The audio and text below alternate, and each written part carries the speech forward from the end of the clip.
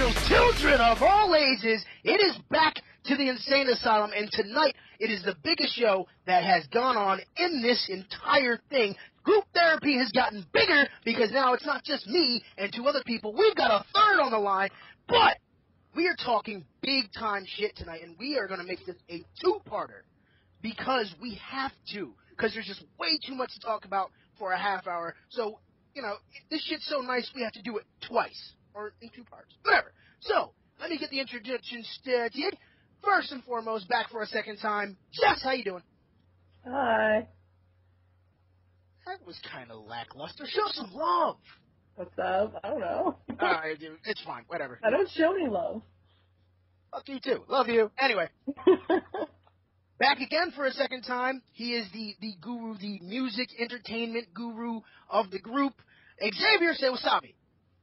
What's happening? Is that greased up deaf guy? No. I'll see you later. And finally, he is the game psycho. He is my personal game psycho. I mean, this guy really does know his shit when it comes to his games. Ryan, what's up, dude? I'm sad. Why are you sad? Now that I'm on the call with Jess, I'm no longer the prettiest person on the call, so. What the hell? I'm upset. Put on your man panties today. I like this guy. Man panties? Put on your man panties. Yo, who the fuck told you about that? We're gonna have a problem. All right, folks. So, here's the story. Jess came up with a great idea. She sent me a text message. We had this discussion a little bit the other night, but she brought this topic up. This is Jess's topic. So, Jess, why don't you bring up the topic since it was your idea? Okay, my topic is, what would you rather be, a werewolf or a vampire? Okay, now see, that right there just sparks up a lot of controversy, because when I posted this up on Facebook, that's right, folks, you can find me on Facebook. When I posted this on Facebook, it kind of grew out of hand a little bit. It was awesome, though. I liked it. So, Jess, since this is your subject, you started off. Which would you be, werewolf or vampire? Okay, because I can't choose. But if I were to be a vampire, it definitely would be from the Buffy and the Angel series, because let me just tell you, when I first saw those vampires, I freaked the hell out. Those were the scariest vampires I've ever seen, minus from Dusk Till Dawn, because, I didn't see that at the time yet, and, I just love how they look, and, fuck yeah.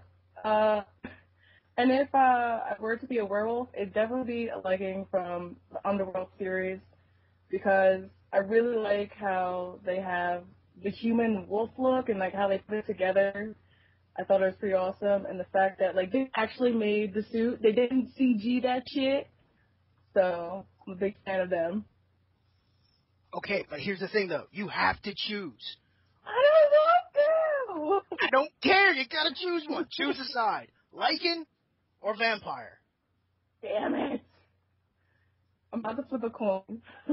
While Jess flips a coin, Ryan, what about you? Which would you choose, vampire or werewolf? For me, there's really no contest. Now, the real crux, maybe not the real crux, but one of the main cruxes of this argument is, I think Jess kind of hit on it a little bit, is that there's different iterations of vampires and werewolves. And I think the choice for me is pretty easy, that if you look at, now I'm no aficionado by any stretch of the imagination, but if you look over, how vampires have been portrayed, how, werewolves have been portrayed, vampires definitely have much more versatility. Like in the Stephen King novels, there's different levels of them, and their hierarchy, and they're more primal, they're more bestial, they're kind of more linked to just nastiness. And then you have the Anne Rice version with Lestat and that whole genre of vampires. So vampires run the gamut. With the exception of Jess's point with the Lycan from Underworld, I really don't see werewolves being as versatile. They're pretty much, I got it, and now there comes a point where I can't control myself, which is kind of a big thing for me. Because a werewolf can't control himself, and part of his life is out of control, and he doesn't know what it is. With a vampire, it seems a little bit more like you're still conscious of what you're doing. You just have an insatiable bloodthirst. And some vampires in some genres can actually curb that. So because of that, because of the style factor, and because I have a little bit of control over what I do still, I'm going to have to go with vampire. And not the sparkly shit from Twilight. If anybody brings that fucking shit up, I'm going to start swinging. Thank you, thank you, thank you. That's in your face, Jess. No, it's not. Get the fuck out of here. Xavier, you're up. Who would you choose, vampire or werewolf? I'm going to go with the vampire of Bela Lugosi style. Oh, we're going old school vampire. Okay. So old school, with a little accent. Ah, I see you want to bring in the accent. Not to be, reminiscent of the Count. Wait. Yeah, I was going to say, he's a count. I was waiting for him to start counting. He's a pimp. 1 ho, 2 ho, How many times must I slap you before I get my money? Okay, so, Tommy, now explain why you would choose Bela Lugosi's vampire.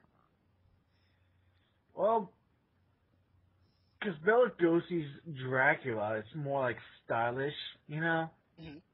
Instead of me wearing tight-ass clothes, like my hair chest sticking out a little bit, and go show my fangs. I don't rock that shit out. You want to keep it classy, right? I want to keep it classy, Keeping it in the 50s, the 1650s. All right. Yeah. Okay. He never once showed his fangs. Yeah, that is kind of true. He didn't really expose his fangs to the rest of the world unless he was actually getting ready to feed. Yeah. Huh. Okay, that's very good. That's really good. Now, I have to play devil's advocate here. And I'm going to choose, as much as I would love to be a vampire, because I know so much about vampires, I'm going to go werewolf on this one, because it seems unanimous across the board. Everybody prefers vampires. But I'll go werewolf just to be counterpoint. Now, if I was to choose a vampire, I would go with the White Wolf version of vampires. I've studied so much in Vampire the Masquerade, Vampire the Requiem. This sounds like the stuff that has been written in this World of Darkness series almost sounds legit. I mean, I've read the Book of Nod so many times it's ridiculous. I remember there was one time I was explaining it to Jess, and she said I should be a storyteller for that particular book. They break up the clans, basically. It's not just, one archetype of vampire. It's several archetypes of vampires. They have certain abilities that others don't that kind of differentiate the different clans. When it comes to werewolves, though, when it comes to lycanthropy, it's a whole nother matter, because if I could choose a werewolf, I would want to be kind of like a Lycan from Underworld, but I would want to be more like William from Underworld, who has control over his shift. I was going to say that. Marcus, I'm sorry, who has control over his shift. He's able to shift at command. Now, I think that's a big, big thing. Now, I have to admit, in order for me to make sure all this is legit, I had to go and delve into that Twilight bullshit. What? I had to. Look, it's the only way. I can't make a point without actually going into the shit that I hate. So, here's the thing. They can shift on command. Right, Jess? What are you talking about for Twilight? Yeah. Yeah. Okay. Now, those werewolves... I'm sorry. That's hard for me to say. No, but wait. Like, they can shift, like, when they get angry. Mm-hmm. And their anger is heightened once, like, their blood... I think it's, like, their blood changes or something. It's something that has to do with, like, their heritage. And, like, they can't control it sometimes, especially when they're new. Right. I remember... Wait a minute. They get angry. They can't control it. They transform. Why does that sound familiar? What am I? I'm sorry. I had a green frog in my throat. Anyway. Whoa. No. But, see, that's the thing. Like, I remember you were telling me one time about it, Jess, where it was like, they have to reach a certain age. When they reach a certain age, they go through this transformation. They go through the first transformation. And then over time, they learn how to develop and train it to be kind of on command. But here's the reason why. Nature compels them to change. Right. If nature compels them. Change at early ages. Right. Now, here's the thing. And this is the reason why this is the reason why I disagree with these werewolves. They're big fucking puppies. Yeah. Okay, these are after seeing them on TV, I want to walk up to one of these big ass dogs and go, "Who wants a milk bone? You want a milk bone, don't you?" No, I just can't. I can't. I want a milk bone. You want a milk? You want a milk bone, Ryan? Yeah. But no, I mean, I can't justify these particular types of werewolves. But I mean, out of all the ones that there are available out there, you know, the Lycans from Underworld, American Werewolf in London, you know, the Wolfman. These are classic staples when it comes to the werewolf genre. But I have to go with the Lycans from Underworld because they manifest both man and beast as one, versus you know the Wolfman, which manifests man and beast as one, but it's more like a really hairy person versus you know a creature that grows in size and strength. And I have to admit, I have some tendencies of a werewolf on nights where I get really angry. The next day, I feel like I got hit by a bus. So yeah, that really blows. So since the three of you, Xavier, Jess, and Ryan, are vampires, I have to ask you this. Hold on, I didn't choose. Oh, that's right. Did you flip your coin? Yeah. And I was going to say Lycan because I was waiting for you to finish, but yeah, because the whole thing that Ryan said about how they can't control themselves, because it got me thinking they're able to control themselves, like after a while. It does take a while, but after, you know, a certain time, they start to learn how to control, and even like some body parts, because in the last movie, the really huge fucking Lycan was able to change just his hand so you can cut the wires for the elevator. You're right. Now, that brings me to this question. What lore would you follow? Because depending on the lore, depends on the abilities of the werewolf or the vampire. So, Zabi, let me ask you. Since you're following the Bela Lugosi old-school Dracula style of vampires, what lore would you follow? Would you follow the lore of that Dracula was the first of all vampires? Would you follow the lore of, you know, vampires came to be out of a curse? What would your lore be? I'm gonna go with curse. Okay. Now, why curse? I don't know. What do you mean you don't know? I don't know. I don't accept that answer. We'll come back to you. Jess, your lore, what would you choose? The story with Marcus and what was his name? William. Yes. Okay. Ryan, what about you? You mean, like, are we talking, like, if I had to follow the, like, lore as in place myself personally in a storyline, or if I could assume the role of any vampire, like, of any story? Basically, if you could assume, basically you're put into a particular universe. Like, for instance, if you decided to be a part of the Anne Rice universe, or to be a part of the White Wolf universe, which lore would you want to be a part of? All right, well, first off, if I had to be, like, some sort of a vampire creature, obviously I would want to be Alucard, because he's badass and he's in the Castlevania games. Okay, good reference. But if I had to pick a lore to follow, I would probably more go with the way it's done in Underworld. Because in Underworld, it's pretty. I like the cool way they have like the rotating leaders that they wake up. What was it, like every 500 years or something?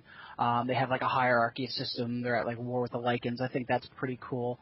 That's probably, I don't know. The Anne Rice would be a close second if I had to pick one in terms of, you know, that's more kind of like along the line of a curse, whereas the vampires of Underworld have more embraced it.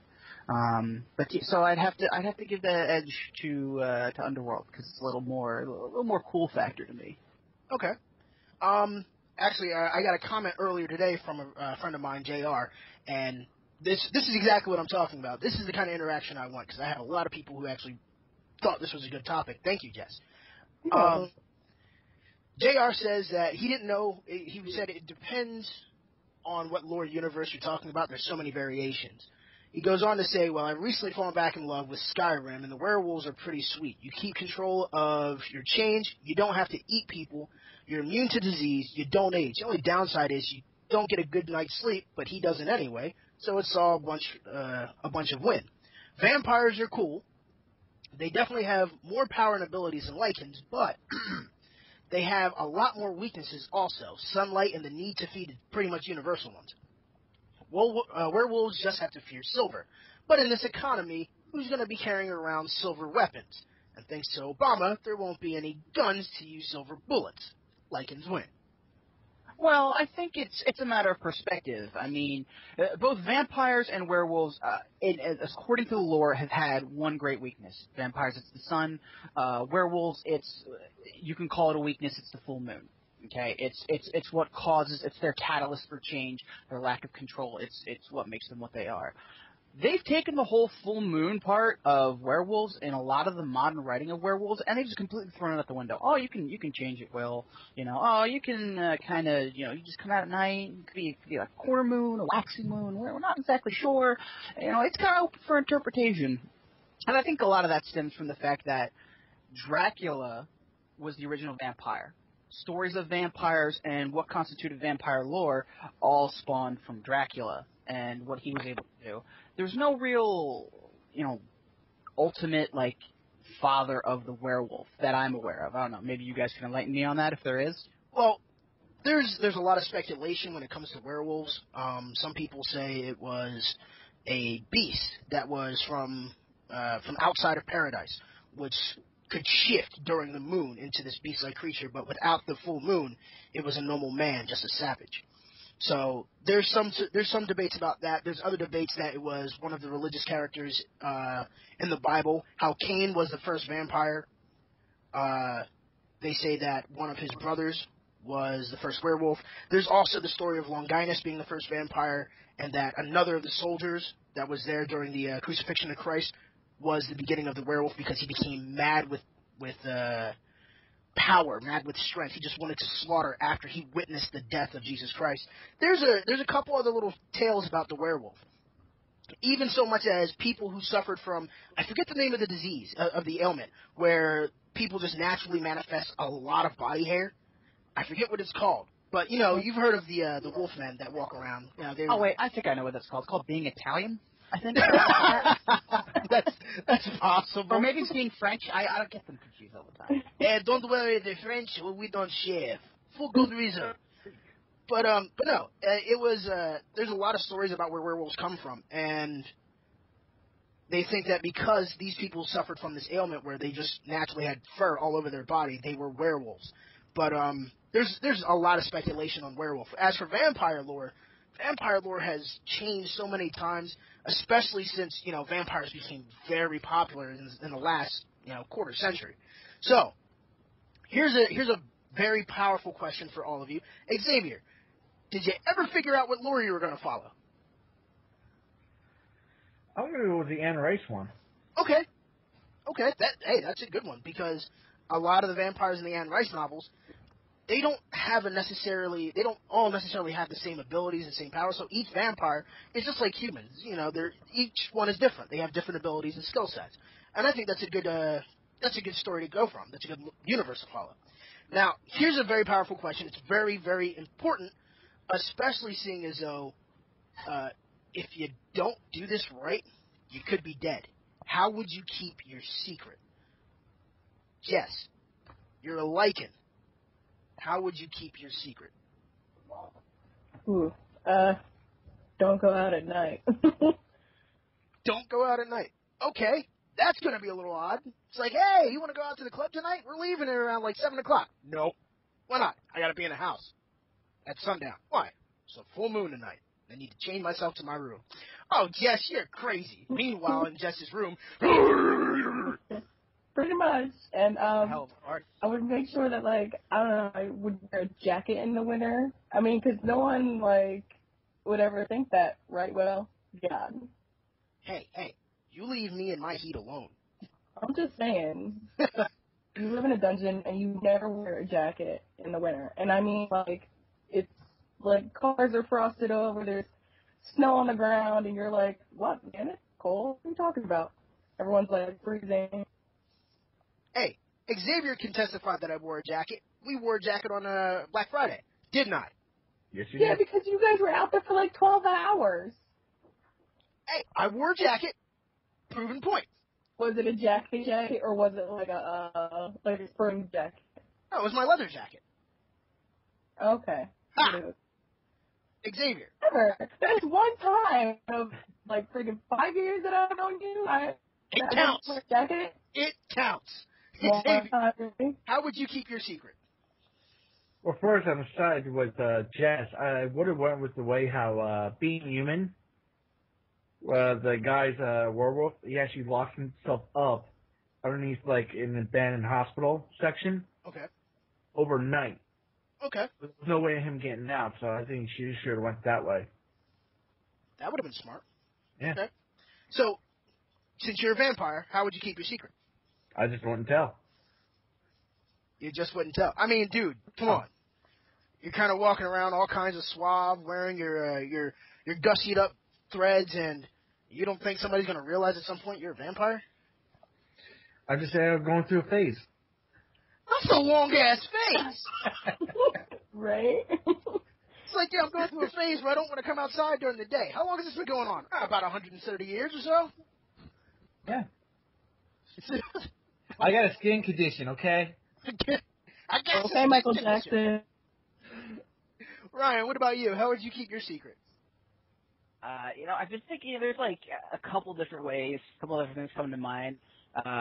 First option is what you could do is you could just like live a regular life and move into suburbia, like that vampire family in that episode of Are You Afraid of the Dark? And invite kids over. Yeah. I don't know if anyone remembers that one. But no, honestly, I mean, if I'm going to go, I mean, there's two options here. If I'm going to go with the underworld theme, keeping it a secret wouldn't be that big of a deal because I would be insulated. I would be surrounded by my own kind. We would be organized. And it was kind of one of those things where it's just, you do what you do. You're a soldier for the vampires, and you live that life. My second thought on this subject was, if I was kind of more the, more like the Anne Rice side of things, like maybe keeping it a secret wouldn't be, like maybe you wouldn't keep it a secret. Not that you would just like run out and be like, "Hi, what's your name? I'm Joe the Vampire," but you would use it more as kind of like Dracula did, as a weapon of terror. Now I know that opened you up for reciprocation, as in people being like, "Kill the vampire," while he slumbers and this and that. But I also kind of think it's a cool idea to kind of, kind of be the hunter, kind of be, the master of fear in like a domain. Or something, kind of like, Dracula was out in Transylvania, out in his castle, and he has this whole mythic status, but to kind of do that would also be kind of cool. But personally, if I had to choose, I would choose the first one that I said, not the one with the, Are You Afraid of the Dark, but the one with, if I had to keep it a secret, I would be in kind of like a group of vampires, and we would, it would work out that way. Okay, so you'd basically stick to a small brood and kind of just like, live within yourself, basically be self-contained. Yes. Okay. Now, here's a question, because I think this also kind of determines what kind of vampire or werewolf you are. Now, the question is, diplomat or barbarian? But before we get to that, let me just answer this question. Let me answer the last question. How would I keep it a secret? It's real simple. I'd be an MMA fighter. I would just go out, beat the dog shit out of people left and right, and then on certain nights, if I knew there was a full moon, I'd just be like, you know what? I have to turn this fight down. But I'll take the next fight. Just can't be on this particular day. I got something very important to do. But ultimately, I'd be an MMA fighter. Because think about it. I'm always going to win. But at some point, when I hit 30 wins, I'll say, you know what? I'm done fighting. I'm going to go on to bigger and better ventures and, try my luck in something else. And that's just I got a great idea, Will. Why don't you, as an MMA fighter, you're done with the humans, you go on a quest to seek out other werewolves and start the Werewolf MMA. Dude, I would do that. Dude, I would so do idea. that. You can use that idea. I won't charge you for anything. Go ahead. Okay, so on to the question that I had just mentioned. Diplomat or barbarian? And what do I mean by this is very simple. It's, would you conduct yourself as a diplomat, where if you saw yourself in the face of adversity, would you try to talk and charm your way out? Or would you be the typical beast that these creatures are and just cause 41 flavors of bloodshed and fucking fear? So, Xavier. What is your response to this question? I can't have both. No, you can't have both. I gotta have both, man, because I want to be like, I can try my best, try and make conflict, but if push comes to shove and I can't do any more, I'm gonna have to force myself to barbarian. Okay, well think of it like this. You know you're skilled at one or the other. Uh-huh. Choose the one that you would most likely want to use. I mean, ultimately, if shit doesn't go your way, obviously you're gonna fight out. But if you wanted to basically quell a situation, would you be diplomatic about it, or would you just say fuck it and just kill everybody in the room? I'd say the first choice. You're gonna be diplomatic about it, just kind of talk your way out. Yeah. Okay. I mean, you think about it. You're a vampire. You can fucking basically glamour the entire room and say, "You guys are just gonna let me go." And they're gonna be like, "Yeah, we're gonna let you go. Sorry for bothering you." Yeah. Fucking neuralizer. Ryan, what about you? Our pretty eyes. I think that personally, as a vampire, the kind of vampire I would want to be, it would purely depend on the situation. Like, point in case, if it's a situation where I could, be diplomatic about it, where I could, be, seductive about it, depending on, the situation, things like that, I would definitely take that route. That's always the first choice. Being the cool vampire is kind of, it has a lot of appeal to me. I kind of like, that's why I like both the Anne Rice and the underworld type of vampire, because they both have some sort of classiness to them. Like, they have the whole, they have the accents in underworld, but also they have the very raw side as well. But if you're in a situation where, let's say you've got 4 guys that are like, we know you're a vampire, we're gonna kill you. You're not gonna be like, hey gentlemen, let's talk this out. No, they want your ass dead. So at that point you're gonna have to resort to whatever it is in your unholy power to make sure that you continue to exist, and they don't. Okay, so yours would be situational. Okay. Absolutely, but always diplomatic first. Okay. Diplomatic first, raw power later. Just because, kind of what's really cool about it, too, is if the less aggression you show, the more fearful you can be. And that it's like, wow, he is so kind of indifferent in terms of on the surface to what's going to happen that, he must have a lot of power underneath. It could really belie just how vicious of a character you can be. So I really think that that's kind of the way to go about things, is kind of, put this persona on the surface that you would really opt to be, but in reserve you just have this really, you could fuck somebody's day up. I think that's really cool. Okay. Well, right here, I'm going to have to cut it for a moment. We have to cut so we can get to part 2, so we can give you guys the rest of the shit that you wanted.